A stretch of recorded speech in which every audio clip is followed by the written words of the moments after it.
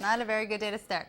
Yeah, and joining us right now to help us sort all of this out when it comes to the market is Jim Casey from Integrated Wealth Management, just like we do every Thursday. It's a lot of sorting to do. A lot of sorting. And one of the biggest things that everybody's talking about, again, Facebook. So they, of course, just went public, and they're already getting sued. Tell us a little bit about what's going on here. It just reminds everyone, I said this the last time I was here, don't buy an IPO or a stock just because you think it's going to shoot straight up and you're going to make a quick sale. I mean, there's too many IPOs that don't do that. There are some that do. But the problem is it's a risky investment, and that's what's happening right now. NASDAQ had a technical glitch, and they're saying about 30 million shares were not executed in a timely fashion. They're correcting that right now and trying to make the best execution. But some traders, investors rather, haven't gotten their trade confirmations from their trades. That's number one. Number two, Morgan Stanley has been subpoenaed to see if they allegedly released information prior to the IPO that shouldn't have been released. So there are a lot of disgruntled investors out there, and that's going to have to iron itself out.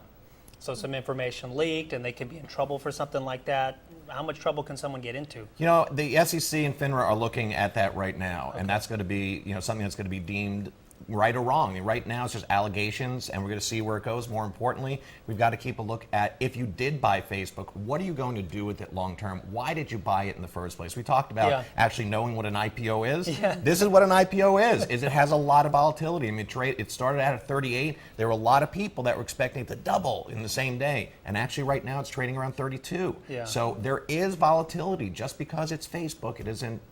And Facebook doesn't own anything, right? I mean, what are you really buying there? Well, it is a company's intellectual property, Yeah. and it does own the ability to sell ad space online. We've all seen those kind of pop-ups on Facebook and people who can advertise on Facebook. But like any stock on the tech stock side, you've got to understand what you're buying, why you're buying it. Again, as great as Facebook is, I wouldn't sell it to my 83-year-old mother who needs income. I'm curious because we hear a lot about Mark Zuckerberg and his wealth. So how is this going to impact him?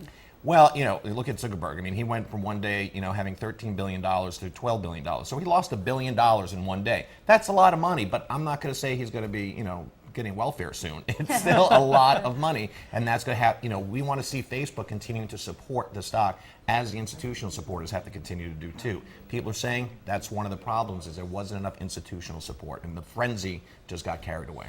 All right. Well, thank you for joining us this morning. Now, if you want to find out what's some good things to invest in, of course, you can get a hold of Jim Casey right there on that website, or you can go to our website at KMIR6.com where we can put a link directly to him. So once again, thank you